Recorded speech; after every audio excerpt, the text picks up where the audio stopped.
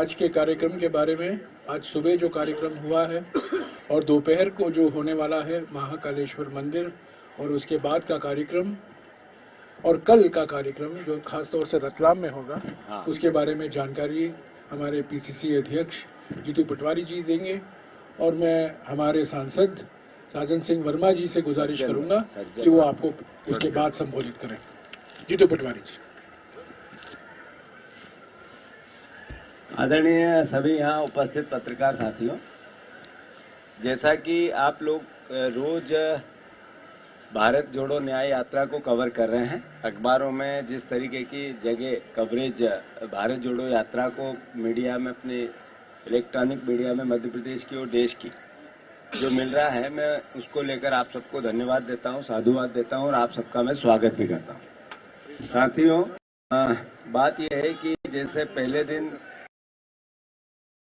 मुरैना में अद्भुत अकल्पनीय जो समुदाय जनसमूह इकट्ठा हुआ, वो मतलब कल्पना से परे था। और राहुल जी को जिस तरीके से लोगों ने पलक पावड़े बिछाकर सर माथे पे उनकी यात्रा को, उनके न्याय को, उनकी भावना को, वो जो मुद्दे उठा रहे हैं उनको आत्मसात किया, उसके लिए हम अभिभूत भी हैं और सबके ग्वालियर चंबल की जनता के आभारी भी हैं। वो चाहे ग्वालियर हो, चाहे शिवपुरी हो, चाहे गुना हो, चाहे राघोगढ़ हो, चाहे उसके आगे आज मैं समझता हूँ ब्यावरा के बाद हमने जब पहला पड़ाव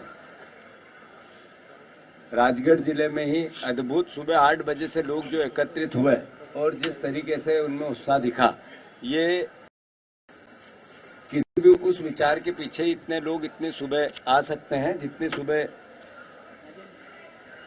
आज स्वागत सत्कार हुआ। फिर शाजापुर में जिस तरीके का राहुल जी की स्पीच हुई और हजारों लोग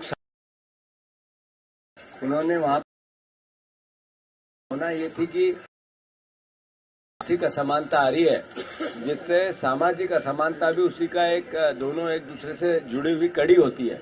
ये सब राजनीतिक जो डिक्टेटरशिप की भावना आने लगी है, हमारे प्रधानमंत्री का मैं का भाव अद्भुत जागने लगा है, उसके कारण आने लगी है। उसके साथ की बात हो, किसानों के एमएसपी 2700 रुपए सरकार ने गेहूं के दाम का, किसानों को जो मोदी गारंटियां अभी 2 महीने पहले सरकार ने दी, 3000 बहनों की भी बात है। वो सारे तमाम मुद्दे जो आम जनता से जुड़े हुए, ऐसा एक परिवार नहीं बचा जहां बेरोजगार नहीं मिले, ऐसा एक परिवार नहीं मिलता है अब जहां महंगाई की मार नहीं हो रही, किसान ऐसा नहीं जो कर्जदार नहीं। इसके विपरीत मैं मानता हूं कि कल आज जब ये लंच के टाइम हम सब यहाँ मक्सी के बाद एकत्रित हुए हैं, अभी उज्जैन में बहुत बड़ा रोड शो, उससे पहले महाकाल के दर्शन है। हमने प्रशासन से अपेक्षा की है कि राहुल जी की अंतर्मन की इच्छा थी कि भारत जोड़ो न्याय यात्रा जब आई थी, यहाँ भारत जोड़ो यात्रा आई थी, तो उन्होंने गर्भगृह में जाकर भोलेनाथ की जो पूजा आराधना की थी, वो बड़े अभिभूत भी थे और उनको अंतर्मन में अद्भुत शांति और एक ऐसा भाव जिसमें भोलेनाथ की एक ताकत, महाकाल की एक जो ताकत होती है, उसका एहसास उनको हुआ था। तो मैं मानता हूं कि वो फिर से वो गर्भगृह में जाके पूजा अर्चना किया है। पर अभी तक जैसा भी परिस्थिति बनेगी, मैं आप सबको भी मैं आमंत्रित कर रहा हूं। उसके बाद कल बदनावर में, धार में हमारी बहुत बड़ी आम सभा होगी, जिसमें आदरणीय हमारे राष्ट्रीय अध्यक्ष कांग्रेस कमेटी के खड़गे जी भी उपस्थित होंगे। और उसके बाद रतलाम में रोड शो और फिर सेलाना में रोड शो है। साथियों, पीछे निकल के आ रही राहुल जी जो बार बार व्यक्त कर रहे हैं कि 90%, 85% लोगों के पास अब देश के आर्थिक संसाधनों का हक या हिस्सा या उनका अधिकार नहीं बचा। 15% लोगों के पास देश के आर्थिक संसाधनों पे कब्जा हो चुका है और ये एक दिन देश के लिए भयावह बनेगा। वो बार बार जब ये बात कहते हैं कि देश के उन जगह पे जहां पर विचार प्रज्वलित होता है, वंचित, पिछड़े, दलित, शोषित, वो गरीब वर्ग जो सामान्य वर्ग से भी आता है, वो नहीं पहुंच पाते। वो किसी भी एजुकेशन की सेक्टर हो, चाहे स्वास्थ्य का सेक्टर हो, चाहे मीडिया का सेक्टर हो, चाहे देश के ब्यूरोक्रेसी का सेक्टर हो, चाहे देश के उद्योगों का सेक्टर हो, सिर्फ अगर गरीब और ये वर्ग वो वर्ग खेती और किसानी में मिलेगा, वो वर्ग वो सारे भावना में मिलेगा जहां पर उन्नति के रास्ते बंद है। तो मैं मानता हूं कि ये एक देश की वो भावना है जिसमें भारत जब आज़ाद हो रहा था तो कांग्रेस पार्टी ने इस एहसास को जिया है कि देश के आज़ाद कराना, फिर संविधान बनाना, फिर संविधान की रक्षा करते हुए देश की उन्नति करना, और देश की उन्नति के बाद आज देश के संविधान की रक्षा करना और सबके लिए समान हक की बात करता हूं।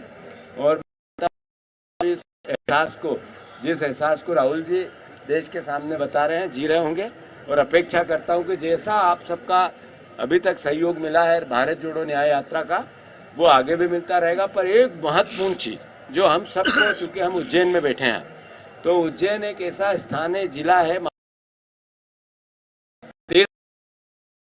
जोड़ो न्याय यात्रा को आपस में एक दूसरे को क्रॉस किया था, एक जगह आई थी, एक स्थान जहां भोलेनाथ का सृष्टि का जिन पे एक तरह से त्रिलोक के जो देवता है वही स्थान ऐसा है, उस स्थान पे ही भारत जोड़ो यात्रा और भारत न्याय यात्रा दोनों का समागम हुआ है। तो मैं 29 नवंबर 2022 को भारत जोड़ो यात्रा आई थी, और आज जब हम आप बात कर रहे हैं तो 4 तारीख को भारत, तो ये ऐतिहासिक क्षण है, अद्भुत क्षण है। उस यात्रा में राहुल जी एक मात्र ऐसे व्यक्तित्व हैं, मैं बार बार कहता हूं इस बात को और बहुत गौरव के साथ कहता हूं, कि भारत जोड़ो यात्रा जब निकली कन्याकुमारी से कश्मीर तक, तो 200-300 साल के इतिहास में एक भी व्यक्ति ऐसा नहीं हुआ अभी पैदल यात्रा करके इस संदेश को लेके गया हो कि जिसमें प्रेम, भारत की सभ्यता और मानवता की रक्षा का एक एहसास है। वो में बात करने के लिए, विचार करने के लिए, आपस में संवाद करने के लिए, उस घृणा को कम करने के लिए एक व्यक्ति लगातार पद यात्रा करके 3-4 हजार किलोमीटर चले और ये एहसास कराया। और आज न्याय की बात, जैसे मैंने कहा, तो जब न्याय की बात होती है तो सामाजिक न्याय भी है, आर्थिक न्याय भी है, राजनीतिक न्याय भी है, महिलाओं का, श्रमिकों का और युवाओं का। और मैं इसमें एक बात और भी, आप लोगों के लिए भी न्याय भी है। एक जो जर्नलिस्ट होता है हमारा, वो उसकी आर्थिक स्थिति कैसी है और इस मीडिया हाउस की कैसी है, इसमें भी बहुत अंतर आ गया है। तो मैं मानता हूँ न्याय की जब बात हो तो सबके न्याय की हो रही है, तो हम आपके साथ हैं। सबको फिर एक बार ढेर सारी शुभकामनाएं, स्वागत, सत्कार और आपका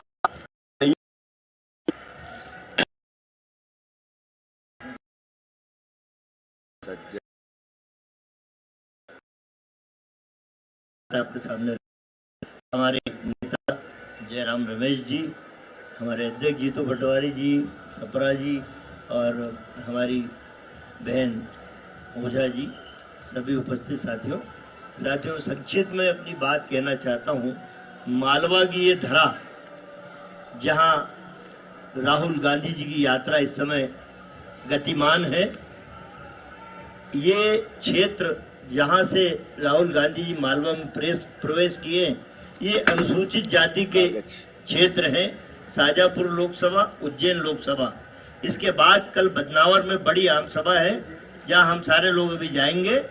वो आदिवासी बाहुल्य क्षेत्र है, मतलब 2 लोकसभा आदिवासी हैं, धार और रतलाम झाबुआ, और ये 2 अनुसूचित जाति की हैं, शाजापुर, देवास और उज्जैन। ये भाजपा के लोग प्रश्न उठा रहे हैं कि राहुल जी न्याय यात्रा क्यों कर रहे हैं। ये इसलिए राहुल जी को न्याय यात्रा करना पड़ी कि भाजपा के लोगों, तुमने जितना अन्याय किया है इन वर्गों पे, वो किसान जिसकी बूढ़ी आंखों का सपना टूट के बिखरा है, उसकी फसल का मूल्य नहीं मिल रहा, उस किसान का वो नौजवान बेटा जो नौकरी का रास्ता देख रहा है, उसकी आंखों का सपना टूट के बिखरा है, इनके लिए न्याय मांगने निकले हैं। अभी मोहन यादव जी ने, पत्रकारों ने पूछा कि राहुल जी की यात्रा आ रही है, उन्होंने जवाब दिया कि मैं राजीव जी से पूछूंगा, प्रश्न उठाऊंगा। मोहन यादव जी, तुम्हें अधिकार नहीं है सवाल उठाने का, तुम्हारी है। ये जो महाकाल लोक है, माननीय कमलनाथ जी जब मुख्यमंत्री थे, मैं हमारे विधायक बेटे हैं, हम लोगों ने आधारशिला रखी थी, महाकाल लोक के लिए 300 करोड़ रुपए दिए थे। तो ये यात्रा सामाजिक न्याय की भी है, उन गरीब किसानों के लिए, उसके पढ़े लिखे नौजवान बेटे के लिए है। तो ये न्याय यात्रा, मेरा ये कहना कि नेहरू गांधी परिवार के पैर कभी रुकते नहीं हैं, गतिमान होते हैं न्याय के लिए, मजलूमों के लिए। तो ये यात्रा एक ऐसी सफल यात्रा है। इसके बाद जब लोकसभा के चुनाव होंगे, तब नरेंद्र मोदी और मोहन यादव जैसे लोग कटघरे में खड़े होंगे कि तुमने राजनीति की, धर्म की आड़ में राजनीति का शिकार किया है। तो मैं सिर्फ इतना ही कहना चाहूंगा कि ये यात्रा आपकी वजह से भी सफल है और आम जनता इससे जुड़ रही है, वो भी सफलता है हमारी। बहुत बहुत धन्यवाद। जय। शुक्रिया साथियों, मैं कल के रैली के बारे में एक दो और जानकारी देना चाहता हूँ। किस संदर्भ में कल की रैली हो रही है बदनावर में। पिछले 10 साल में हमने देखा है वन अधिकार अधिनियम 2006 को कमजोर किया गया है। उसके बाद जो भूमि अधिग्रहण कानून बनाया गया था, जो पारित हुआ था 2013 में, उसको कमजोर किया गया है। इसके अलावा जो वन संरक्षण कानून है, उसमें भी संशोधन लाए गए हैं। जो संवैधानिक संस्था है राष्ट्रीय अनुसूचित जनजाति आयोग, उसका पूरा नजरअंदाज किया गया है। तो जो कानून मनमोहन सिंह जी के कार्यकाल में पारित हुए थे और पहले हुए थे, जैसा कि वन संरक्षण कानून, और जिस तरीके से सारे संस्थाओं पर आक्रमण किया गया है, ये साफ दर्शाता है कि मोदी सरकार की मानसिकता क्या है, खास तौर से अनुसूचित जनजाति समुदाय को लेकर। से तो कल का थीम है सामाजिक न्याय, और हमारे कांग्रेस अध्यक्ष जी भी आएंगे। अब तक 5 न्याय को लेकर खड़गे जी और राहुल जी की ओर से कांग्रेस पार्टी के 2 गारंटी दिए गए हैं। पहला गारंटी जो दिया गया, एमएसपी को कानूनी दर्जा देना, एमएसपी के लिए एक विशेष कानून लोकसभा में और राज्यसभा में पारित कराना, और साथ ही साथ एमएसपी कैसे तय होगा, किस आधार पर तय होगा। स्वामीनाथन फॉर्मूला जो खेती की लागत है, उस पर 1.5 गुना स्तर पर एमएसपी लागू होगा। मोदी सरकार ने डॉक्टर स्वामीनाथन को भारत रत्न तो दे दिया, पर जो सिफारिश थी उसको लागू नहीं किया है। तो ये पहला गारंटी खड़गे जी, और कल राघोगढ़ में किसान महापंचायत में राहुल जी ने ये गारंटी को फिर से दोहराया। दूसरी गारंटी जो बार बार राहुल जी कहते रहते हैं, आज भी कहा है कि हमारे देश में, हमारे देश के लिए एक एक्सरे की जरूरत है, और वो एक्सरे सिर्फ जाति गिनती से हो सकती है। साथ ही साथ सामाजिक और आर्थिक स्थिति क्या है अलग अलग समाजों की, अलग अलग जातियों की, उसका भी हमें जानकारी हासिल करनी है। तो सामाजिक, आर्थिक और जाति जनगणना होना बहुत जरूरी है। इसके संदर्भ में मैं कहना चाहता हूं कि हमारे देश में हर साल से लेकर हर साल, हर 10 साल एक जनगणना होता आ रहा है 1951 से, और इस जनगणना से कई जानकारी हमें मिलती है, पर मुख्य तौर से अनुसूचित जाति, अनुसूचित जनजाति की क्या आबादी है, जो जिसके आधार पर आरक्षण की रणनीति तय की जाती है, वो जानकारी हम हर 10 साल लेते हैं।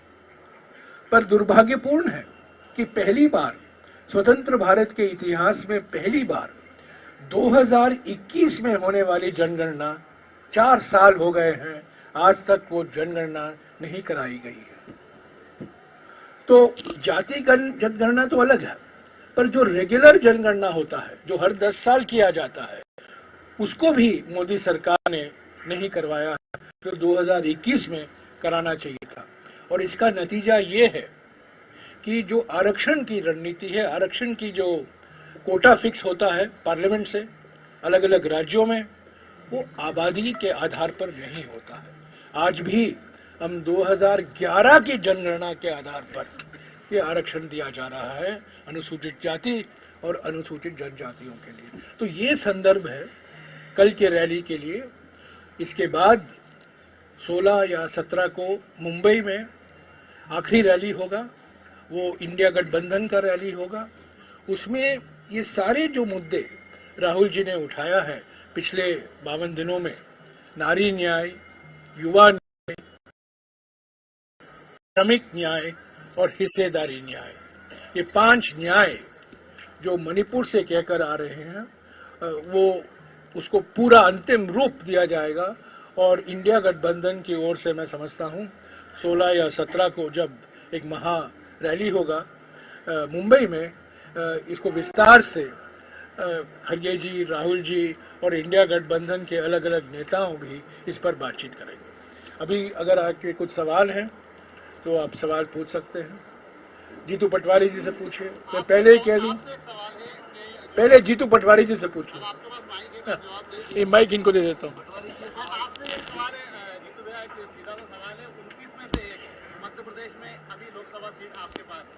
यात्राएं निकल रही हैं, वादे भी हो रहे हैं, कांग्रेस एक होने की अलग मंच से बार बार बोलना पड़ता है, हम सब एक ही। बीच में भी कोई डिस्प्यूट हुआ था कि बड़े नेता जा रहे हैं, आ रहे हैं। अब आप किस स्थिति में जो है कांग्रेस को देखते हैं? मध्य प्रदेश में लोकसभा चुनाव बिल्कुल नजदीक आ चुके हैं। विपक्ष की स्थिति में, भूमिका में है। और आपने जब भी मेरे भाषण आपने अखबार में सुने होंगे या कांग्रेस के एक विधायक या नेता के सुने होंगे, तो हमें जो जनादेश मिला उसका हमने सर माथे पे लिया। जो जीता वो सिकंदर। हमारे जिले के मुख्यमंत्री जी हैं, उन्होंने रामायण और गीता जैसे वचन पत्र का दोहराया विधानसभा में। हम बार बार विपक्ष के रूप में जो बोल के वोट लिया उसको सरकार पूरा करे, इसकी बात कर रहे हैं। वो सदन में कर रहे हैं, सदन के बाहर कर रहे हैं, एजिटेशन के साथ भी कर रहे हैं। रही बात लोकसभा की, हम 9 लोकसभा ऐसी है जिसमें विधानसभा के भी जो रिजल्ट देखे तो हम आगे हैं।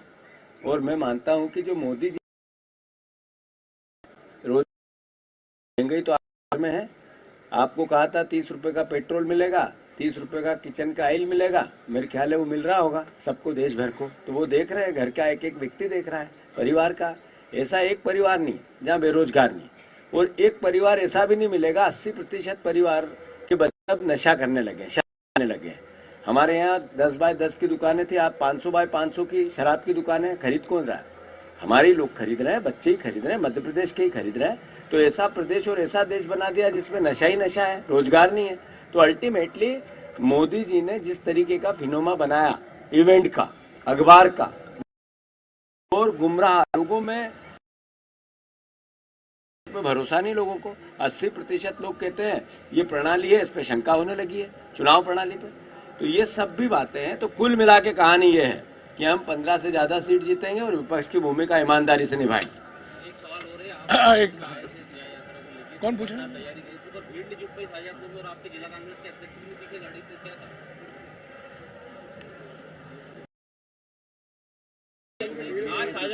अगर मैं सुन, कांग्रेस के अध्यक्ष भी मंच पे ही थे, जयपुर के, वहाँ के सारे विधायक भी मंच पे थे, आपका कैमरा नहीं था और कोई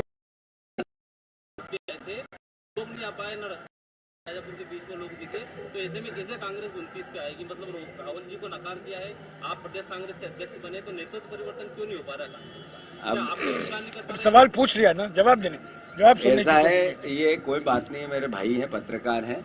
एक दिन एक वीडियो भेजा इनने, तो मैंने उस पर रिप्लाई नहीं किया, तो इनने मैसेज किया कि रिप्लाई नहीं किया तो फिर ठीक बात नहीं, हम ऐसा झूठ कह रहा हूँ। तो सवाल ठीक है आपका, एक मिनट, सवाल ठीक है, मैं 1 मिनट बता दूं। अच्छा सवाल है, अच्छा सवाल, अच्छा एक सवाल, नंबर समझदार अच्छा सवाल। अगर सैकड़ों नहीं हजारों वाहनों का काफिला यहाँ आया, अभी मैं सारे हमारे जितने जर्नलिस्ट हैं उनको भी अनुरोध करता हूँ कि बाहर गाड़ियों का ठेठ से ठेठ तक काफिला, ये शाहजहाँपुर से ही है। दूसरी बात, शाहजहाँपुर में इतनी बड़ी सभा हुई जो मेरे ट्विटर अकाउंट पे है, ये भीड़ नहीं है तो फिर ये मेरे को समझ नहीं आता है। आपकी व्यक्तिगत अगर मेरे से कोई बात हो तो कर सकते हो, पर राहुल जी को अगर नहीं करते तो अद्भुत अकल्पनीय इतनी जिज्ञासा के साथ आए हैं लोग, और मैं मानता हूं कि आपकी मंशा और बढ़ना चाहिए तो बढ़ेंगे। धन्यवाद। हाँ जी, एक एक करके।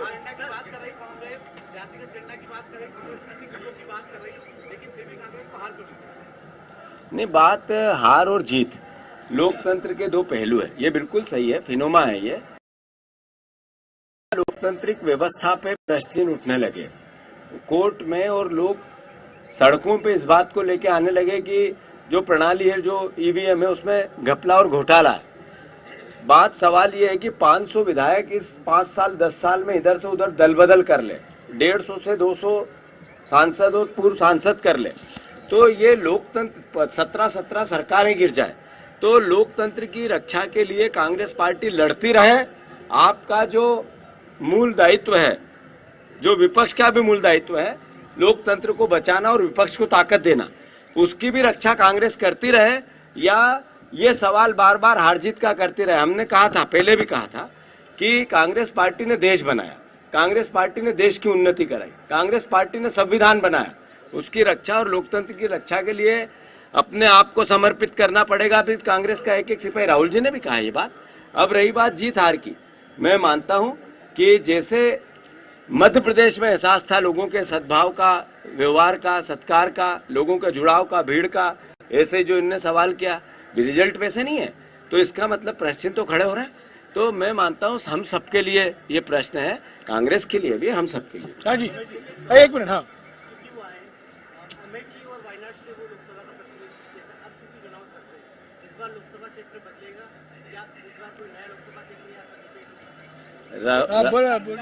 तो मैं अनुरोध ये था कि अभी कांग्रेस पार्टी की 2-3 दिन में सीईसी इलेक्शन का इलेक्शन कमेटी की मीटिंग हो रही है, राष्ट्रीय इलेक्शन कहाँ से लड़ेंगे और कौन कौन कहाँ प्रत्याशी स्पष्ट होगा, और मैं मानता हूं कि आपकी जो भावना है उसका सम्मान। अध्यक्ष जी, एक मिनट,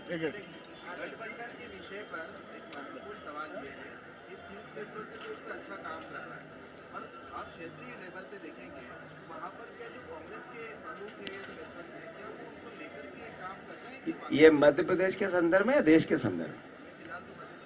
तो यहाँ गठबंधन को लेके जहाँ जहाँ हमारा हमें लगता है कि इनके साथ हमें जाना चाहिए, गंभीरता से बात चल रही है। और जो जैसे एसपी के साथ एक आपने खबर आई होगी, तो वो भी एक अपनी उसी भावना के अनुरूप हुआ है, और बाकी भी जिससे भी करना पड़ेगा। एक वोट ऐसा है जो बीजेपी के खिलाफ।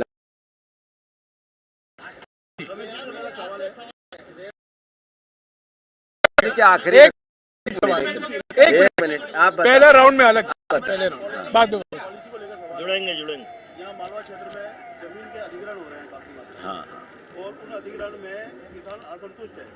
कहीं लैंड पूलिंग के नाम पे अधिग्रहण हो रहा है, कहीं पैसे कम दिए जा रहे हैं, रेलवे लाइन का अधिग्रहण हो रहा है, इंदौर के आसपास बड़ा डेवलपमेंट हो रहा है, इसमें किसान सारे असंतुष्ट है। ऐसे में कांग्रेस की पॉलिसी क्या है? आप 12 साल बाद आप ये सवाल पूछ रहे हैं। 12 साल बाद सितंबर 2013 में डॉक्टर मनमोहन सिंह जी प्रधानमंत्री थे, लोकसभा में और राज्यसभा में एक प्रगतिशील और मैं समझता हूं क्रांतिकारी कानून पारित हुआ, जो 1894 का कानून में संशोधन नहीं पर पूरे तरीके से बदला, उसको उखाड़ कर फेंक दिया और नया मुआवजा मिलेगा। ग्रामीण इलाकों में, शहरी इलाकों में मुआवजा दुगना होगा। और भी बड़े और बहुत महत्वपूर्ण प्रावधान थे, पर सबसे मुख्य प्रावधान यही है, मुआवजा क्या। एक मिनट यार, खत्म तो करने दो।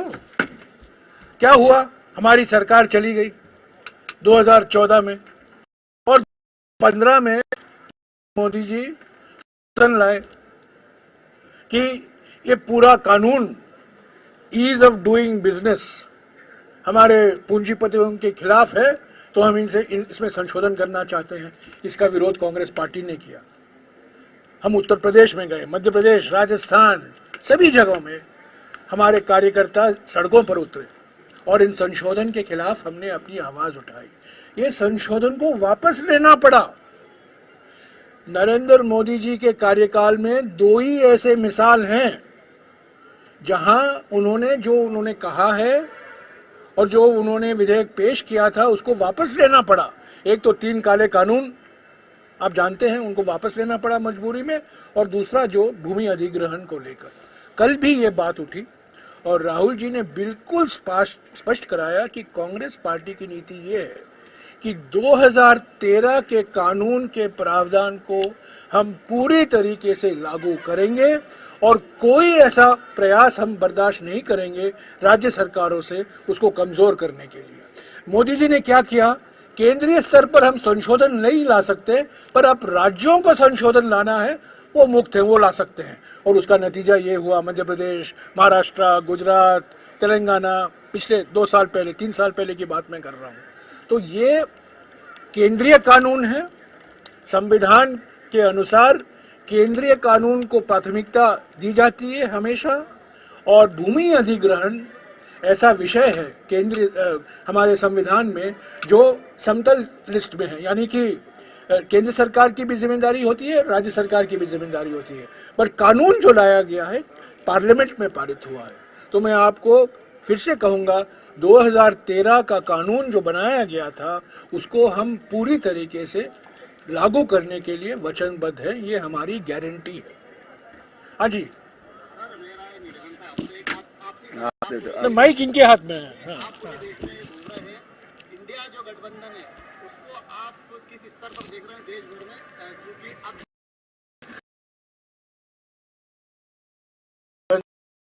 23 जून को पटना में हुई, उसके बाद बेंगलुरु में बैठक हुई 17 और 18 जुलाई, मुंबई में तीसरी बैठक हुई और पहले, और चौथी बैठक दिल्ली में हुई 19 दिसंबर।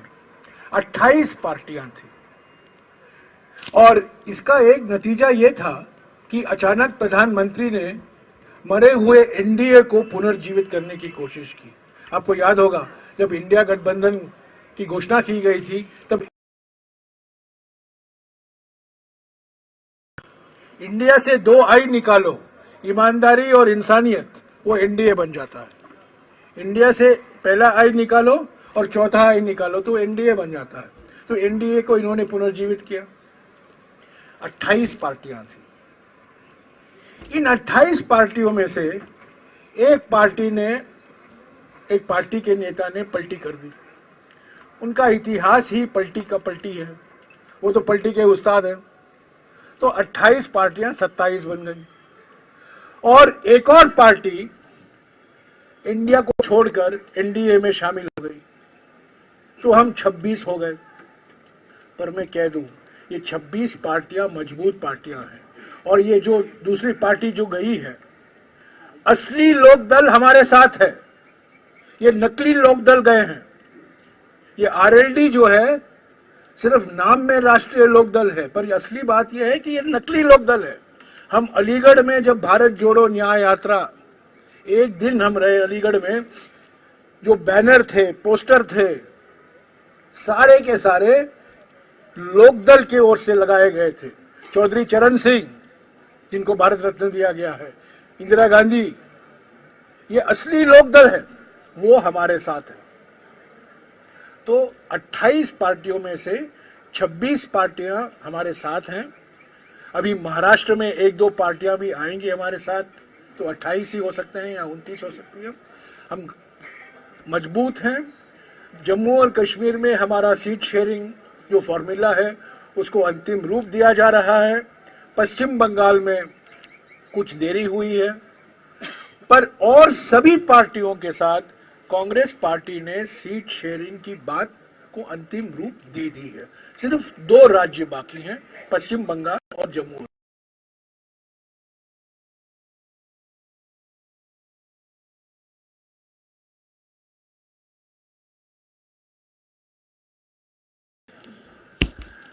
Mamata Banerjee is part of the India group. The left parties are also part of the India group. Mamata Banerjee attended Patna, Mumbai. Her priority is to defeat the BJP and strengthen India. That is also the priority of the Congress party. We are hopeful that some middle path will be worked out. Let us see. We are trying our best. Telangana में है, उन्होंने कहा कि ये लोग जो परिवारवादी लोग हैं ये मेरी घबराते हैं क्योंकि मैं इनके स्कैम्स को उजागर करता हूँ और इन लोगों को जब ये सत्ता में थे ये गिफ्ट मिलते थे, ये ब्लैक मनी को व्हाइट मनी करते थे और मैं आज अपनी तनख्वाह को भी लोगों के लिए डोनेट कर देता हूँ। देखिए, प्रधानमंत्री क्या बोलते हैं और जो सच्चाई है उसके बीच में जमीन आसमान का फर्क है। पिछले 10 साल में जो अन्यायकाल हुआ है हमारे देश में, किसानों के खिलाफ, युवकों के खिलाफ, नारी के खिलाफ, श्रमिकों के खिलाफ, जिस तरीके से महंगाई और बेरोजगारी और आर्थिक विषमताएं बढ़ी हैं, जिस तरीके से सामाजिक ध्रुवीकरण को प्रोत्साहन दिया गया है, क्या ये विश्वासघात नहीं है? परिवार के प्रमुख ऐसा व्यवहार करेंगे जो अपने आप को 140 करोड़ भारतवासियों के प्रमुख समझते हैं? क्या ऐसा व्यवहार करेंगे? ऐसा अन्याय होगा? जो आप पिछले एक हफ्ते में देखिए, ड्रोन से आंसू गैस फोड़े जा रहे हैं किसानों पर। किसानों के खिलाफ राष्ट्रीय सुरक्षा कानून लगाया जा रहा है। एक तरफ चंदादाता का सम्मान और दूसरे तरफ अन्नदाता का अपमान।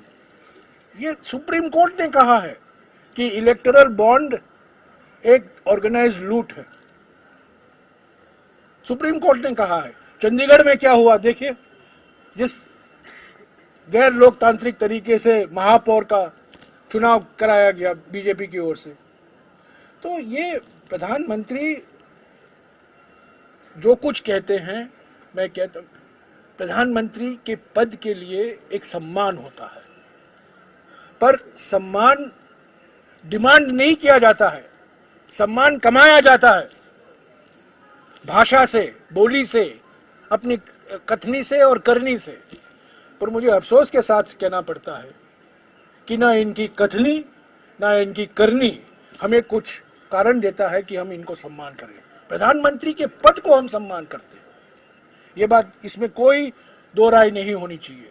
प्रधानमंत्री के पद को, पर जो व्यक्ति प्रधानमंत्री के पद में बैठता है, कथनी और करनी दोनों ऐसी होनी चाहिए ताकि सब लोग उनका सम्मान करें। आखिरी सवाल जीतू पटवारी जी से। मध्य प्रदेश में तुम्हारा जो मालवा निवास से भारत जोड़ो यात्रा को लेकर के आप यहाँ पिछली बार का उत्साह, क्या रिजल्ट देखा और इस बार फिर से क्या अपेक्षा करते हैं?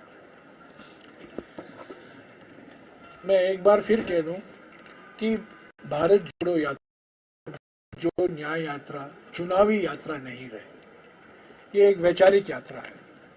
लंबी समय तक हम ऐसी यात्राएं निकालते रहेंगे क्योंकि ये विचारधारा का मुकाबला है। हम बीजेपी और आरएसएस की विचारधारा, ये हमें पहले करना चाहिए था। मैं स्वीकार करता हूं कुछ देरी हुई है, इस विचारधारा के मुकाबले में कुछ देरी हुई है, पर शुरुआत तो हुई है भारत जोड़ो यात्रा से, भारत जोड़ो न्याय यात्रा से। चुनाव के रिजल्ट कभी हमारे पक्ष में होते हैं, कभी हम हारते हैं। कर्नाटक में हम जीते, तेलंगाना में हम जीते, मध्य प्रदेश में हम हारे, राजस्थान में हम जीत नहीं पाए, शेर इतना फर्क नहीं था। पर चुनाव हारेंगे जीतेंगे। पर एक बात याद रखिए, भारत जोड़ो यात्रा से और भारत जोड़ो न्याय यात्रा से हमारे संगठन में एक नई शक्ति और नई ऊर्जा आती है। हमेशा हमारे कार्यकर्ता सड़क में आते हैं। एक मिनट यार, मुझे बात खत्म तो करने दे, रनिंग कमेंट्री मत दीजिएगा यार। तो हमारे संगठन में, हमारे कार्यकर्ताओं में, हमारे नेताओं में एक नई ऊर्जा आती है, नई शक्ति दिखाई देती है, और एक हमारे नेताओं को भी एक मौका मिलता है कनेक्ट करने का। तो ऐसी यात्रा, ये आखिरी यात्रा नहीं है। हम जीतेंगे 2024 की लोकसभा और उसके बाद कोई यात्रा नहीं होगा, ये नहीं है। ये यात्राएं चलती रहेंगी क्योंकि ये लंबे समय तक हमें करना पड़ेगा, क्योंकि ये आरएसएस का प्रोजेक्ट जो है पिछले 70 साल से चल रहा है। हम सत्ता में रहे थे, हम भूल गए कि मैं स्वीकारता हूं कि ये एक वैचारिक मुकाबला है, एक वैचारिक जंग है। चुनाव हम हारेंगे जीतेंगे, चुनाव लड़ते रहेंगे, पर विचार का जो मुकाबला है इसमें हमारी ओर से कुछ कमी थी और वो पूरा कर रहे हैं राहुल जी भारत जोड़ो से और भारत जोड़ो न्याय यात्रा से। शुक्रिया। न्याय का हक मिलने तक।